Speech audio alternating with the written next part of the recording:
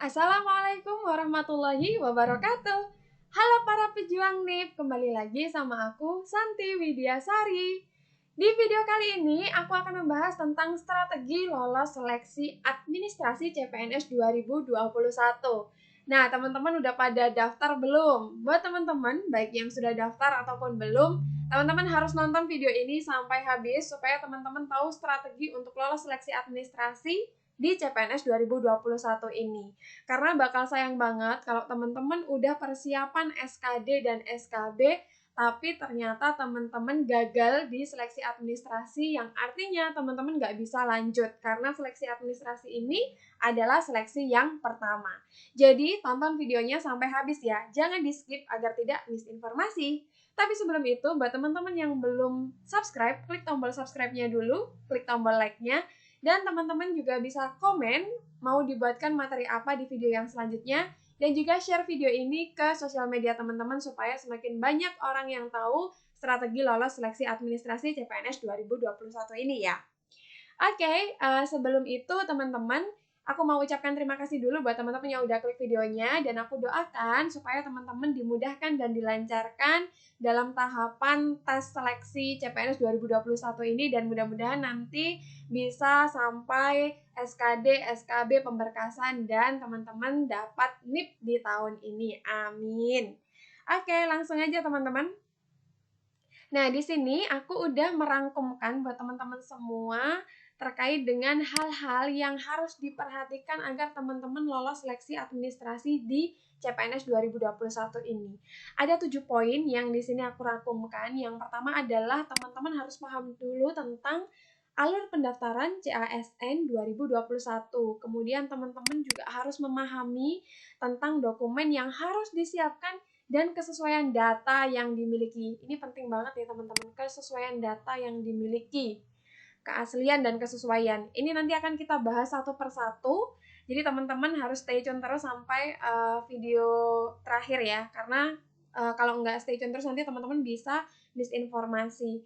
Nah, kemudian yang ketiga adalah teman-teman harus memahami tentang jenis seleksi, jenis instansi, jenis formasi, kemudian tentang ketentuan akreditasi prodi dan universitas. Ini penting banget karena aku udah pernah buatkan di video sebelumnya, banyak teman-teman yang akhirnya di pemberkasan itu gagal karena ketentuan akreditasi prodi dan univ ini tidak sesuai. Padahal mereka sudah sampai pada tahap pemberkasan, yang mana itu adalah tahap akhir.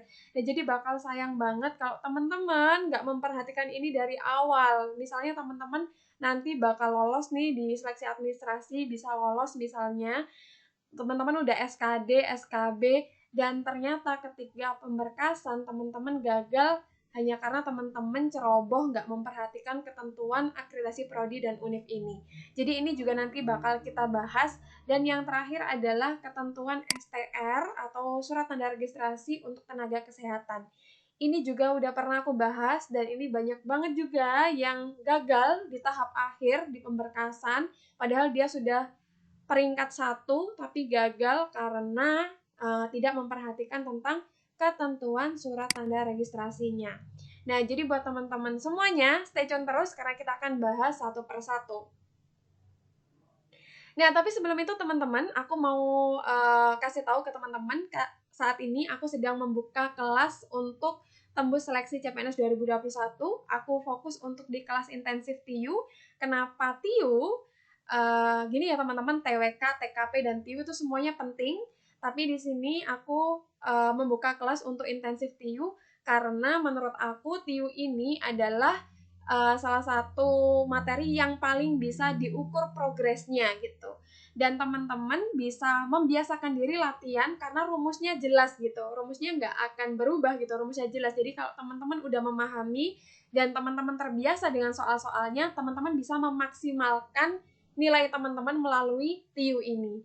Nah, jadi aku mau bantu buat teman-teman karena banyak banget DM yang masuk kalau teman-teman itu kesusahan belajar TIU gitu. Nah, jadi aku buka kelas intensif TIU ini.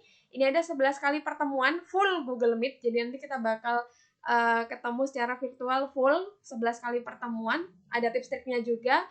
sesuai dengan kisi-kisi CPNS 2021, akan dapat record pembelajaran juga, dan akan ada tryout full SKD-nya juga. Meskipun ini kelas intensif TIU, tapi nanti aku bakal kasih tryout full SKD TIU TWK TKP 110 soal, kemudian soal HOTS dan grup WA, dan waktunya nanti adalah 19.30 sampai 21 WIB.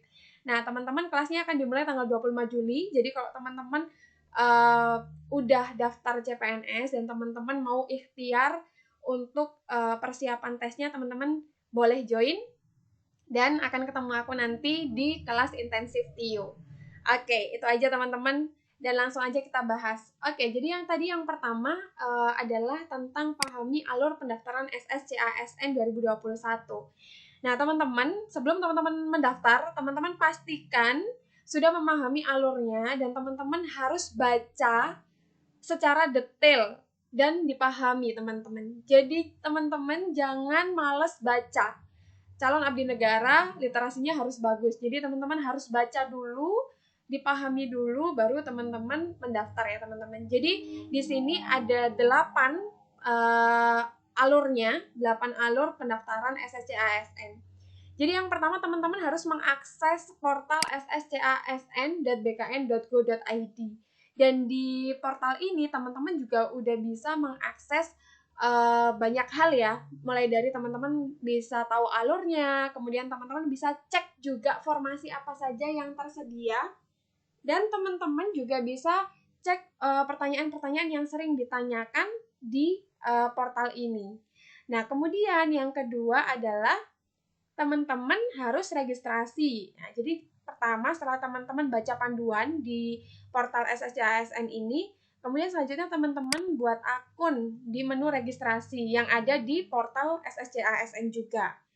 Nah, teman-teman biasakan untuk membaca dulu sebelum bertanya, karena banyak banget yang menanyakan pertanyaan yang sebenarnya sudah ada jawabannya gitu. Nah, jadi teman-teman silakan dibaca dulu.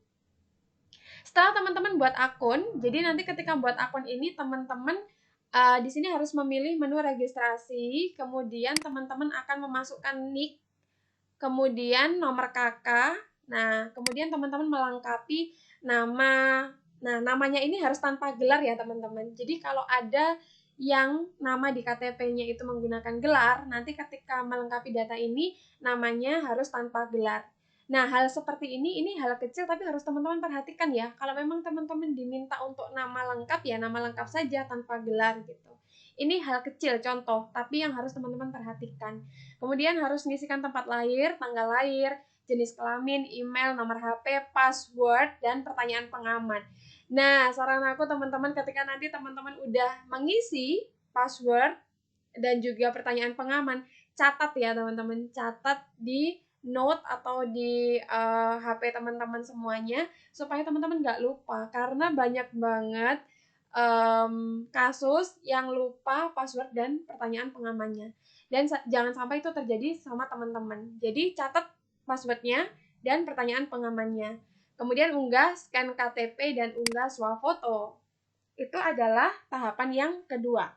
Selanjutnya kalau udah teman-teman, selanjutnya adalah ke tahap yang ketiga. Jadi setelah berhasil registrasi, teman-teman ke tahap yang ketiga yaitu login. Teman-teman login menggunakan nick dan password yang tadi sudah didaftarkan. Nah, jadi pakai nick dan password. Selanjutnya, teman-teman setelah login, teman-teman bisa mendaftar instansi. Nah, pertama teman-teman harus melengkapi data pribadi dulu dan melengkapi data di kolom yang tersedia. Kemudian pilih jenis seleksinya, instansinya, jenis formasi, pendidikan, dan jabatan. Nah, ini nanti akan kita bahas nih. Makanya teman-teman harus paham jenis seleksi, jenis instansi, teman-teman harus paham nih. Kemudian teman-teman cetak kartu informasi akun dan cetak kartu pendaftaran akun. Yang selanjutnya teman-teman setelah disubmit nanti akan diverifikasi.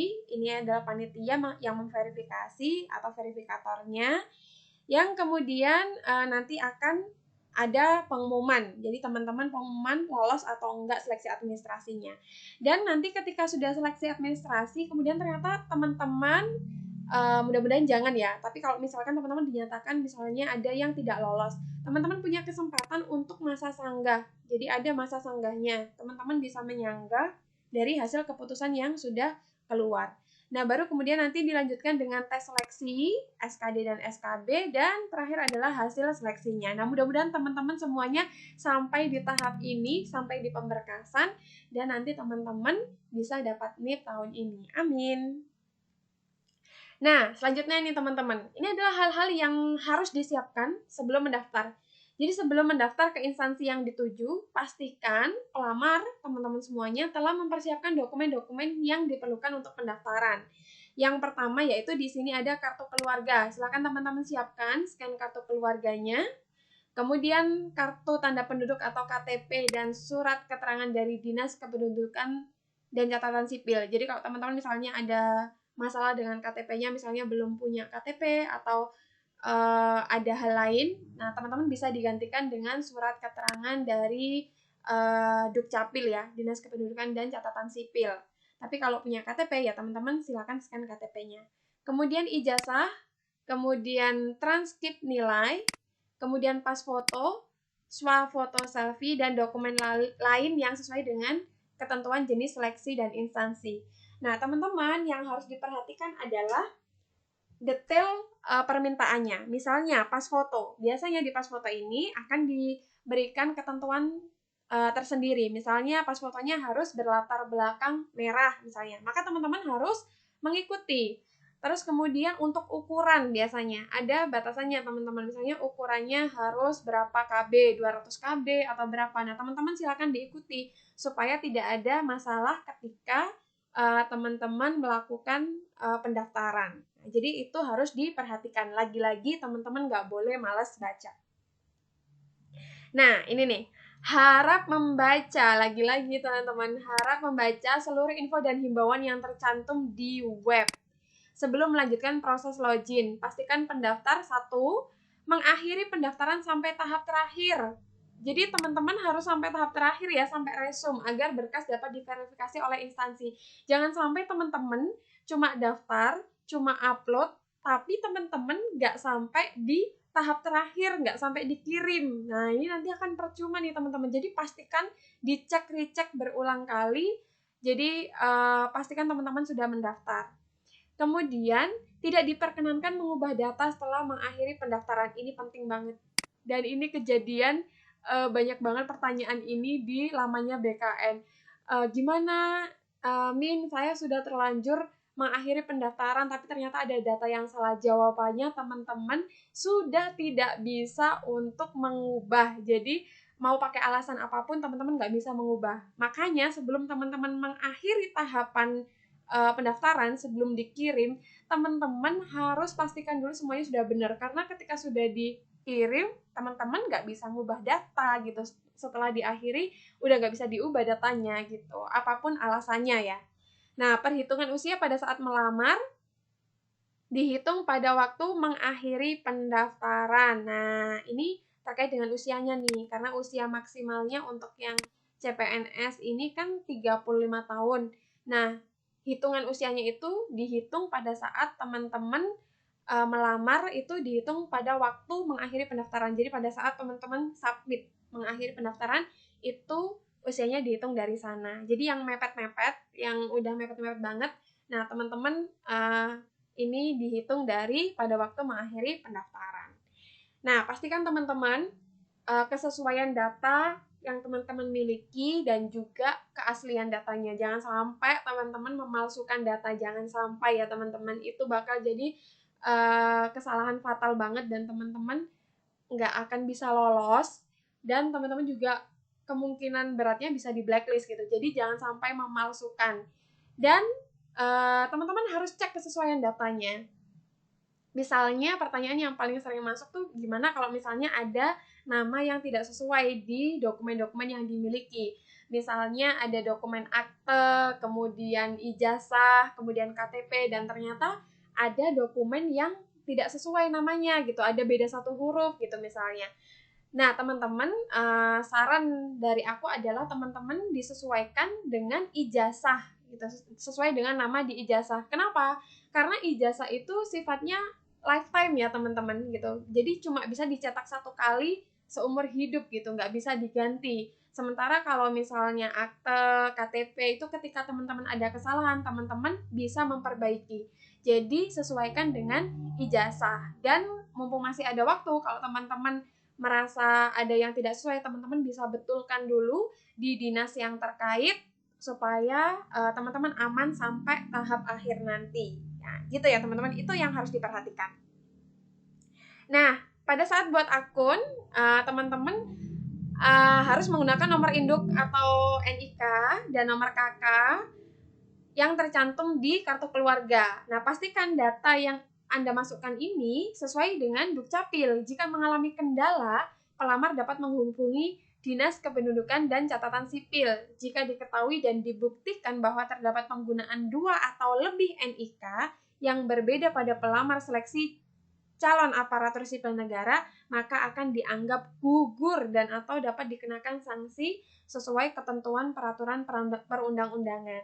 Nah, makanya jadi teman-teman harus cek kalau misalnya ada permasalahan dengan NIK, teman-teman langsung menghubungi Dukcapil, bukan ke BKN ya. Karena kemarin saya melihat ketika BKN live Instagram dan juga di lamannya itu banyak banget yang salah sambung gitu, yang bermasalah tuh NIK-nya tapi malah menghubungi BKN. Jadi kalau teman-teman bermasalah NIK, teman-teman silakan menghubungi Dukcapil. Nah, selanjutnya kita akan bahas tentang jenis seleksi.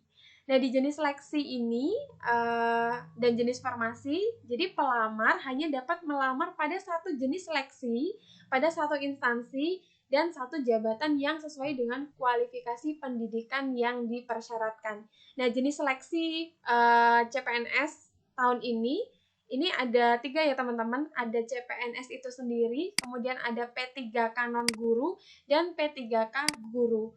Nah, teman-teman nggak bisa daftar semuanya, hanya boleh salah satu saja gitu. Kalau udah dapat daftar CPNS, ya teman-teman nggak bisa daftar P3K. Kalau udah daftar P3K non-guru, nggak bisa daftar P3K guru. Kalau udah daftar P3K guru, nggak bisa daftar CPNS. Jadi cuma bisa satu aja. Dan yang perlu teman-teman perhatikan juga, instansi itu ada instansi pusat dan instansi daerah. Nah, teman-teman mau melamar di instansi mana, itu juga harus teman-teman perhatikan. Nah, kemudian membaca ketentuan. Semua pelamar wajib membaca dan memahami tata cara pendaftaran, syarat pendaftaran, pengumuman instansi, dan frequently asked question atau FAQ-nya. Dan ada aduan helpdesk, teman-teman bisa menghubungi ini jika memang ada kesusahan. Jika teman-teman tidak mendapatkan pencerahan dari panduan yang sudah ada. Tapi pastikan dulu sebelum menghubungi ini teman-teman sudah membaca dan sudah memahami detail peraturan yang sudah ada gitu. Jadi jangan sampai menanyakan hal-hal yang sudah ada gitu. Itu akan mubazir gitu dan membuat teman-teman juga menghabiskan waktu juga, dan bagian helpdesk-nya juga akan sangat terganggu karena sudah ada jawabannya. Nah, kemudian selanjutnya kita akan membahas tentang akreditasi program studi. Seperti yang tadi sudah saya bilang di awal, bahwa saya pernah buat videonya juga, teman-teman bisa klik di pojok kanan atas. Saya pernah buat tahun lalu tentang orang-orang atau pelamar atau peserta yang dia tuh sudah sampai pemberkasan, sudah lolos sampai SKB, tapi gagal di pemberkasan karena akreditasinya tidak sesuai dengan ketentuan yang disyaratkan, terutama untuk yang ambil formasi cum laude. Itu nanti juga akan kita bahas. Nah, akreditasi program studi atau perguruan tinggi itu harus dengan ketentuan yang ditetapkan oleh Menteri yang menyelenggarakan urusan pemerintahan di bidang pendidikan, kebudayaan, ilmu pengetahuan, dan teknologi. Nah, informasi akreditasi program studi atau perguruan tinggi ini itu dapat diperoleh dari pangkalan data pendidikan tinggi yang dikelola oleh kementerian yang menyelenggarakan urusan pemerintahan di bidang pendidikan, kebudayaan, ilmu pengetahuan, dan teknologi, atau pangkalan data database Badan Akreditasi Nasional Perguruan Tinggi atau BANPT. Ini aku juga sudah pernah buatkan videonya, bagaimana cara ngecek akreditasi tempat kuliah teman-teman atau univ teman-teman dan prodi teman-teman. Teman-teman bisa cek juga di pojok kanan atas. Nah, kemudian teman-teman nanti kalau yang ambil formasi cum laude akan aku jelaskan di slide berikutnya. Nah, sebelum ke slide selanjutnya nih teman-teman, aku mau kasih semangat dulu buat teman-teman. Jadi teman-teman yang daftar di CPNS tahun lalu itu hampir 5 juta, bahkan lebih dari 5 juta orang gitu. Dan semuanya pengen lolos pasti gitu. Begitu juga di tahun ini, diperkirakan akan pendaftarnya akan mencapai 5 juta orang. Dan semuanya pasti pengen lolos gitu. Tapi apakah semuanya sudah memaksimalkan usaha dan doanya? Begitu juga dengan teman-teman. Pertanyaan ini adalah pertanyaan untuk diri kita masing-masing. Apakah usaha dan doa kita sudah semaksimal dengan apa yang kita inginkan? Apakah sudah sebesar dengan apa yang kita harapkan? Apakah harapan kita sudah sesuai dengan usaha dan doa kita? Nah, teman-teman, ini ada satu quotes, if you fail to plan, you are planning to fail. Jadi kalau kamu gagal dalam merencanakan, maka sesungguhnya kamu itu sedang merencanakan kegagalan. Nah, karena masih ada waktu teman-teman, aku kasih masukan teman-teman dimaksimalkan usaha dan doanya. Karena banyak banget orang yang pengen sukses, tapi belum tentu semuanya itu mau memaksimalkan usaha dan doanya. Banyak yang mau lolos tapi cuma rebahan aja, nggak mau berjuang, nggak mau berkorban. Padahal kalau teman-teman mau sesuatu ya teman-teman harus berjuang, harus berkorban. Teman-teman harus berkorban tenaga, waktu, pikiran, biaya gitu ya untuk memaksimalkan usaha atau ikhtiar teman-teman ini. Kalau teman-teman pengennya besar tapi nggak mau memaksimalkan usahanya, nggak mau berjuang, nggak mau berkorban biaya, tenaga, waktu, ya gimana gitu? Siapa yang akan memaksimalkan? Nah, karena tugas kita sebagai manusia kan hanya dua, yaitu ikhtiar dan doa. Jadi dua-duanya dimaksimalkan, ikhtiarnya dimaksimalkan dan doanya juga dimaksimalkan. Mudah-mudahan jalan teman-teman dimudahkan dan teman-teman bisa sampai tahap akhir dan dapat NIP. Nah, dalam rangka untuk membantu teman-teman memaksimalkan usahanya, di sini aku membuka kelas intensif TIU. Jadi buat teman-teman yang ikhtiar untuk daftar CPNS tahun ini dan merasa susah untuk belajar TIU, merasa butuh untuk teman belajar TIU, di sini aku buka kelas intensif TIU. Di sini kelasnya aku buat 11 kali pertemuan beserta dengan jadwalnya. Teman-teman bisa lihat di sini jadwal kelas intensifnya. Ini 11 kali pertemuan full Google Meet. Jadi nanti interaktif melalui Google Meet, tips trik TIU dan sesuai kisi-kisi CPNS 2021, rekor pembelajaran, tryout full SKD. Jadi meskipun kelasnya kelas intensif TIU, tapi nanti aku bakal kasih tryout full SKD 110 soal TIU, TWK, TKP, kemudian grup WA, dan nanti 11 kali pertemuan ini waktunya adalah pukul 19.30 sampai 21 WIB. Nah, kenapa teman-teman harus join di sini? Kalau menurut aku teman-teman, TIU ini adalah materi yang paling bisa dimaksimalkan karena progresnya itu bisa terukur gitu dan rumusnya jelas. Jadi teman-teman bisa dongkrak nilainya itu melalui TIU ini. Dan di sini teman-teman juga nanti bisa komunikasi dengan saya secara aktif karena nanti pertemuannya bakal full 11 kali di Google Meet. Nah, jadi teman-teman yang butuh untuk teman belajar kelas intensif TIU, teman-teman bisa langsung join. Kelasnya akan kita mulai tanggal 25 Juli 2021 dan pendaftarannya sampai tanggal 23 Juli. Kalau teman-teman mau daftar, mau ikutan, teman-teman bisa langsung menghubungi nomor pendaftaran yang udah ada di sini. Atau nanti teman-teman bisa tinggal klik, aku taruh di deskripsi ya. Nah, kebetulan banget teman-teman, sebelum tanggal 15 akan ada diskon. Jadi sampai tanggal 15 Juli aku buka diskon, total diskonnya 20%. Insya Allah ini harganya aku buat se-affordable banget teman-teman, se-affordable mungkin supaya terjangkau buat teman-teman semuanya. Kalau teman-teman mengikuti ini, teman-teman akan dapat total diskon 20% dan teman-teman tinggal bayar 199.000 aja. Ini untuk 11 kali pertemuan dan termasuk tryout full SKD. Jadi bayangin teman-teman 199.000 11 kali pertemuan, 1,5 jam setiap pertemuannya, kemudian termasuk tryout, teman-teman bisa hitung sendiri satu pertemuannya nggak sampai 20.000, yang itu mungkin kalau buat makan satu kali aja udah habis gitu ya. Bahkan buat ke Starbucks gak cukup kayaknya. Nah, jadi buat teman-teman, ini aku buat sedemikian rupa biar teman-teman bisa ikutan. Dan kenapa dibuat berbayar adalah karena supaya teman-teman bertanggung jawab. Karena dari pengalaman-pengalaman sebelumnya, kalau dibuat gratis itu kebanyakan pesertanya merasa tidak bertanggung jawab gitu, karena kan gratis gitu. Nah, makanya ini dibuat berbayar dan juga supaya teman-teman lebih menghargai effort dari orang lain. Nah, ini buat teman-teman yang mau, silakan langsung hubungi nomor WA di kolom deskripsi. Oke, kita lanjutkan teman-teman. Selanjutnya adalah surat tanda registrasi. Surat tanda registrasi ini adalah untuk teman-teman yang di bidang kesehatan. Jadi, ini ada di Permenpan RB nomor 27 tahun 2021 bahwa pelamar yang melamar pada kebutuhan jenis jabatan tenaga kesehatan yang mensyaratkan surat tanda registrasi harus melampirkan STR, bukan internship, jadi harus STR-nya sesuai jabatan yang dilamar.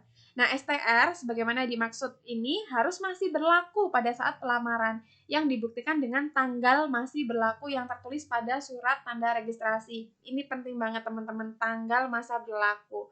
Karena tahun lalu yang aku bilang tadi, ada juga yang dia melampirkan STR, tapi ternyata tanggalnya tidak sesuai gitu. Nah, akhirnya dia gagal di pemberkasan. Jadi teman-teman pastikan tanggalnya masih berlaku pada saat pendaftaran.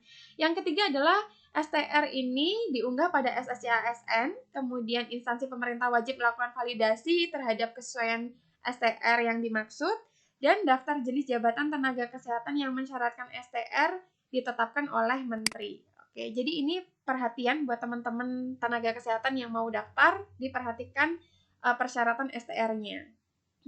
Nah, selanjutnya kita akan mengenal tentang memahami tentang jenis formasi. Jadi di pembukaan CPNS kali ini ada beberapa formasi yang dibuka. Yang pertama adalah formasi umum. Ini yang bisa diikuti secara umum oleh teman-teman semuanya. Kemudian ada formasi cum laude. Nah, ini nanti akan ada persyaratan khusus untuk formasi cum laude. Ada disabilitas, kemudian diaspora, dan putra-putri Papua dan Papua Barat. Nah, yang pertama kita bahas adalah yang formasi cum laude. Kalau yang formasi cum laude, teman-teman yang mau daftar di sini itu teman-teman yang harus diikuti adalah bahwa formasi ini dapat dilamar dengan persyaratan sebagai berikut. Yang pertama, dikhususkan bagi putra-putri yang mempunyai jenjang pendidikan paling rendah sarjana, tidak termasuk diploma 4. Ini yang perlu diperhatikan ya teman-teman. Jadi, formasi cum laude ini hanya bisa dilamar oleh peserta yang pendidikannya adalah minimal sarjana. D4 tidak termasuk. Jadi, teman-teman yang dari D4, mohon maaf, teman-teman belum bisa ikut di formasi cum laude. Teman-teman silakan ikut di formasi umum. Nah, kemudian yang kedua, pelamar yang merupakan lulusan dari perguruan tinggi dalam negeri dengan predikat kelulusan dengan pujian atau cum laude dan berasal dari perguruan tinggi terakreditasi A atau unggul dan program studi terakreditasi A atau unggul pada saat kelulusan yang dibuktikan dengan tanggal kelulusan yang tertulis pada ijazah. Nah, ini poin penting, ada beberapa ini teman-teman. Yang pertama, teman-teman harus lulus dengan predikat pujian atau cum laude pertama. Yang kedua, akreditasi dari univ teman-teman harus A. Dan program studinya juga harus A. Dan pada saat kelulusannya ini itu harus A. Jadi akreditasi A ini pada saat kapan? Pada saat kelulusan yang dibuktikan dengan tanggal kelulusan. Sering ada yang tanya, Kak aku cum laude tapi univku B, gimana? Boleh nggak? Nggak boleh teman-teman. Jadi univ dan prodinya harus A dua-duanya. Kalau salah satu yang ada yang B, prodinya B atau univnya B, salah satu nggak bisa, dua-duanya harus A. Karena percuma nanti teman-teman akan gagal di pemberkasan. Dan ini juga banyak banget kasusnya. Jadi teman-teman jangan sampai mengulangi. Nah, banyak juga yang tanya, Kak aku dulu ketika lulus, akreditasi prodiku masih B, tapi sekarang itu sudah A, berarti aku bisa ya ikut yang formasi cum laude ini? Jawabannya nggak bisa teman-teman, karena yang dilihat adalah akreditasi pada saat kelulusan yang dibuktikan dengan tanggal kelulusan yang tertulis di ijazah teman-teman. Jadi biasanya akreditasi itu kan ada masa berlakunya ya. Misalnya mulai tanggal 12 Juli 2015 sampai 12 Juli 2020 misalnya. Terus teman-teman ternyata lulusnya di tanggal ijazahnya itu adalah tanggal 31 Juli 2020, yaitu berarti nggak berlaku yang tadi teman-teman. Teman-teman harus menggunakan yang sesuai dengan tanggal kelulusan di ijazah. Nah, selanjutnya yang ketiga, pelamar yang merupakan lulusan dari perguruan tinggi luar negeri dapat melamar pada kebutuhan khusus putra-putri lulusan terbaik berpredikat dengan pujian atau cum laude setelah memperoleh penyetaraan ijazah dan surat keterangan yang menyatakan predikat kelulusannya setara dengan pujian atau cum laude dari kementerian yang menyelenggarakan urusan pemerintahan di bidang pendidikan, kebudayaan, ilmu pengetahuan, dan teknologi. Oke, selanjutnya adalah untuk yang formasi disabilitas. Jadi ada dua yang disyaratkan. Yang pertama adalah melampirkan surat keterangan dari dokter rumah sakit pemerintah atau puskesmas yang menerangkan tentang derajat kedisabilitasannya. Dan yang kedua adalah menyampaikan video tentang aktivitas sesuai jabatan yang akan dilamar. Nah, kemudian selanjutnya ya ini pelamar penyandang disabilitas dapat juga melamar pada kebutuhan umum atau kebutuhan khusus. Selain kebutuhan khusus penyandang disabilitas dengan ketentuan yang pertama, pelamar dapat melamar pada jabatan yang diinginkan jika memiliki ijazah yang kualifikasi pendidikannya sesuai dengan persyaratan jabatan. Pada saat melamar, pelamar wajib menyatakan bahwa yang bersangkutan merupakan penyandang disabilitas dan dibuktikan dengan dokumen atau surat resmi dari rumah sakit pemerintah atau puskesmas yang menyatakan jenis dan derajat kedisabilitasannya, dan video singkat yang menunjukkan kegiatan sehari-hari dalam menjalankan aktivitas sesuai jabatan yang akan dilamar. Nah, bagi pelamar yang dimaksud pada ayat 1 ini berlaku nilai ambang batas jenis kebutuhan yang dilamar. Yang selanjutnya ada formasi diaspora. Ini adalah warga Indonesia yang memiliki paspor Republik Indonesia yang masih berlaku dan menetap di luar wilayah Republik Indonesia serta bekerja sebagai tenaga profesional di bidangnya yang dibuktikan dengan surat rekomendasi dari tempat yang bersangkutan selama paling singkat 2 tahun.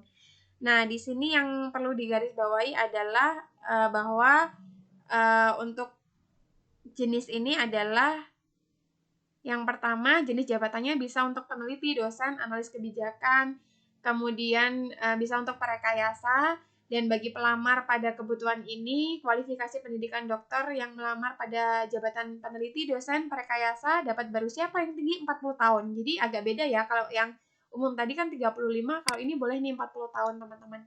Tidak sedang menempuh pendidikan postdoktoral yang dibiayai oleh pemerintah pusat maupun pemerintah daerah. Jadi nggak boleh teman-teman. Nah, terakhir adalah untuk formasi putra-putri Papua dan Papua Barat, di mana dibuktikan dengan akta kelahiran atau surat keterangan lahir dan juga surat keterangan dari kepala desa atau kepala sukunya.